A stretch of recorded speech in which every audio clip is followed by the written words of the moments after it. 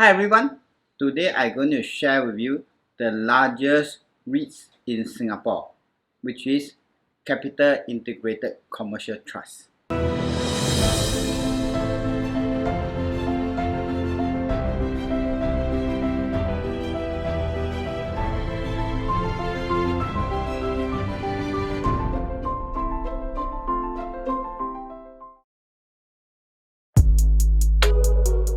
This is called themselves as the largest proxy for the Singapore commercial real estate market. It is become the largest REIT after there's a merger between CapitaLand Mall Trust and Capital Commercial Trust last year. So how big is this REIT? This REIT is 22.3 billion in asset with a market capitalization of 13.3 billion. It has 24 properties. Of these 24 properties, 22 are located in Singapore and 2 is located in Germany. And the property are really classified into retail, which is the shopping mall, office, where all the offices in Singapore are all located in CBD area, and 5 integrated development properties, which is a combination of office and shopping mall and also include convention center. So we look at from this map, you can see that the 22 property in Singapore are actually strategically located, especially all the shopping mall, where some are in the suburban and some are in the city, where all are well connected to the MRT stations, and the office building are all located inside the CBD area. And for the 2 office building in Germany, they are located in Frankfurt under the airport office district and the banking district area. So it is pretty strategically located. However, the contribution to the REITs is only 4%. Look at their MPI, you can see that the property income is pretty well distributed. 40% belong to retail, 31.1% belong to the office, and 28.9% belong to the integrated development. However, you look at further subdivide, is the top 5 property actually contribute close to half of the property income, and the one that contribute the most will be the Raffles City Singapore, which is actually an integrated development. And look at the balance sheet, it is pretty healthy, and the net asset value is $2.05, while with the adjusted net asset value is $2, which is the current trading price range that the REITs have been, and sometimes we call that it can be a critical support to the REITs. You can see that it has hovered around this net asset value since the COVID until today. One thing I like about this REIT is the unencumbered asset, which is 95.8%. Although it's not 100%, but 95.8% is considered very strong. And this also shows that there is a strong confidence the financial institution have on these REITs. The other part is the gearing is 40.5%, although it's still within my threshold of 45%. But with this gearing and with their asset, their headroom is around 1.8 billion. It is good enough for them to do some acquisition, but if they want to do multiple acquisition, maybe there may be a challenge, as shopping malls and office building are usually not really that cheap compared to industrial building, where you can get an industrial building with 30 million, 40 million, where for shopping mall and office can be more than 500 millions or half a billion for them to acquire. Last point for this REIT is biggest tenant only contribute about 4.8%, which is the RC Hotel Private Limited, followed by WeWork is contribute about 2.8%. Let's look at individual sector performance. The retail side, where is all the shopping mall is located, and actually for this REIT, about half of them are actually suburban mall, and half of them are more located in the city. And the occupancy rate actually is pretty decent. Let's go in further to see the occupancy rate. You can see that actually it is not really very evenly spread out among all them.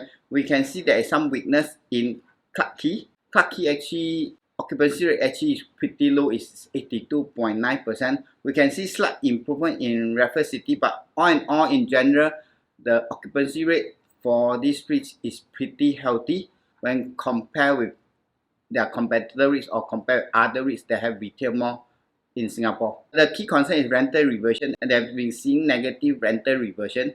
One of the key reasons I think we all understand because of the COVID. Retail business get hit quite badly. So negative rental reversion is expected, but we just need to monitor for the next few quarters. Would it get better If it gets better, then actually it will be a good news for this REIT. Shopper traffic and tenant sales. Definitely we will see an increase. Actually, this is a trend across all retail malls in Singapore. Be it you look at Fraser Centrepoint, even you look at Mapletree Commercial Trust, Vivo City, the direction is in general quite similar. Is the tenant sales have actually improved faster than the shopper traffic. But how to look at this? We will need to actually compare with 2019 average rather than compare with 1 year ago average, because 1 year ago that is the low base. So although it give us 100%, but it can be quite misleading. So if you compare with 2019, that's before COVID level. Currently, they are still slightly lower. For the tenant sale is about 86.3%, but you can see the suburban mall usually perform much better. Same with what we see from Fraser Centrepoint. And of course, the downtown mall will be definitely more worse off compared to suburban mall. And this will have a balance of suburban and downtown mall, thus the average about 86.3%. And of course, the shopper traffic take a while, need to recover back 61.3%. I think this will take some time, especially due to the current COVID situation. I think it will take some time for it to really go back to the 2019 level. And it also means that there may be a potential for growth when the shopper traffic actually recover in top of the share price expect. Now let's look at office. Office, the occupancy rate is still above 90, which is pretty healthy. But do take note, this is an overview of that. Let's look at the occupancy for the office building. Okay, we can see that in general all are quite good and some of them are actually 100% occupied. However, I want to point attention to two buildings which is called the Asia Square Tower and the 6 Battery Roads. We can see that there's a fall in the Asia Square Tower. Occupancy rate actually is due to the Allianz non-renewal. And also there's several vacancy from relocation and downsizing by the bank have yet to be backfilled, which actually is very evident on the 6 Battery Roads and also Asia Square Tower 2. And one thing we need to take note of, Capital Tower, which currently have a very high occupancy rate of 96.8%. However, do take note that JP Morgan will be relocated to Capital Spring, which is a new building. I'll talk about that later. And once JP Morgan have relocated to Capital Spring, we will expect to see a drop in occupancy rate in Capital Tower. Thus will depend on how good the leasing team or the REITs to actually backfill up all this vacancy for the office. And by looking at the rent commitment, actually we can see that the rent commitment is above market rate, which is a pretty good thing for the REITs, is they are still able to command good rental despite the current market downturn, and they're able to command it at above market levels for their rent. For the integrated development, there's practically only 3 properties. Currently they are pretty decent, but do watch out for Funan. The renewal will be kicking in, and from there we'll see that how are they going to negotiate the renewal terms with the tenant, as Funan have been there for a few years after the redevelopment. So now it's the rental reversion cycle coming in, and we need to monitor how will be going to turn out to when they start to renegotiate the lease going forward. This is the share price for CICT over the past 20 years.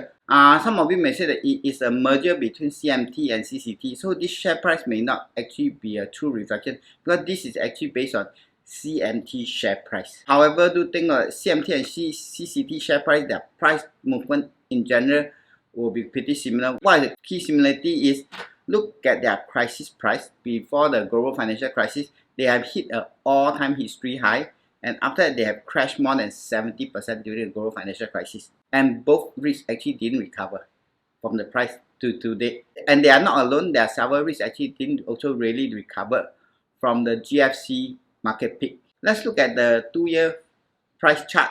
We can see that the share price actually have recovered from the March low, but it has been hover around the NAV line, which mainly due to the circuit breaker and also need to work from home, where actually the retail mall and also the office occupancy have been greatly affected. So we can see that it is hover around the NAV line. We may see some downward pressure on this REIT due to the CapitaLand restructuring. We'll talk about that later, which may be a concern to some of the investors.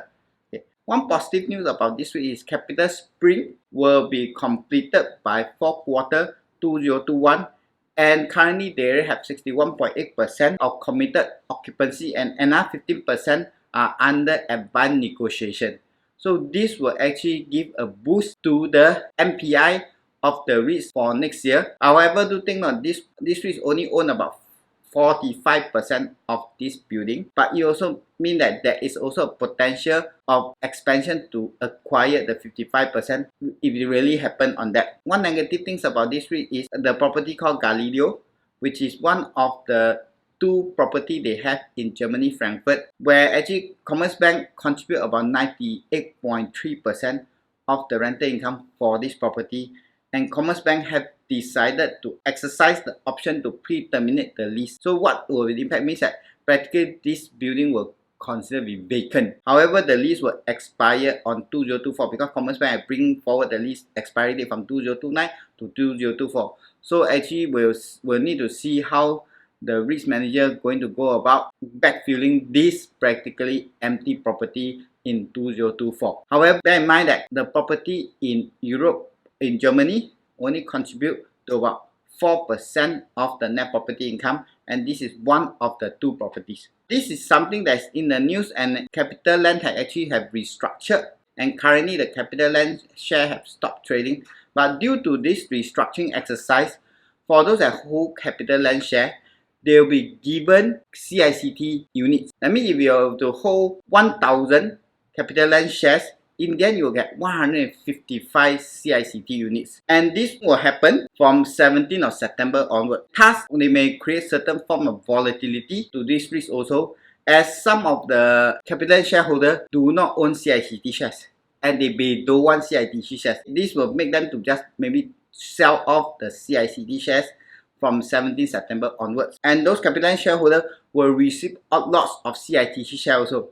And this may create some trading transaction on this, and indirectly, personally feel that it may be more negative than positive to the REITs in the near term. Let's look at the shareholding of CapitaLand. We can see that CapitaLand actually hold about 28.89 holding on the REITs, and actually all the while go up to the market which hold about 30% on this CICT. So how does those CapitaLand shareholders going to receive CICT shares? Is that CapitaLand will trim their own holding of CITC shares, which is about 6%. They give out about 6% of these shares to the CapitaLand shareholder.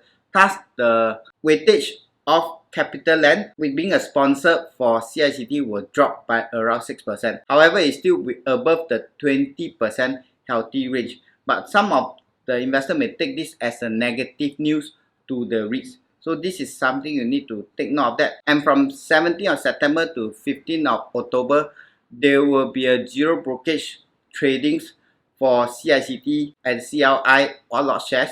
So during this period, you may expect some volatility or more trading action for these REITs. So investors do take note of that, as there is zero brokerage commission for trading these odd lots on selected brokerage firm. So in conclusion, you are looking for a REIT with a huge Singapore exposure on the retail mall, which encompass suburban and downtown mall, and also the office segment in Singapore. This is one of which you may want to consider. You should able to provide you a pretty decent dividend yield along the way. However, we also need to watch out on the growth future of this REIT, is as we know that Singapore is pretty small, and if this REIT will want to grow, they really need to look at overseas development. So this is something we need to monitor on what will be their next acquisition target going forward in overseas. So in order for this REIT to continue to grow in future. That's all I have to share with you today. And if you feel that this video benefit you, do remember to like and share, and also leave your comment below to let me know your thoughts. Do remember to subscribe and press the bell button so that you will be notified on the next video. I shall see you in the next video. Bye bye.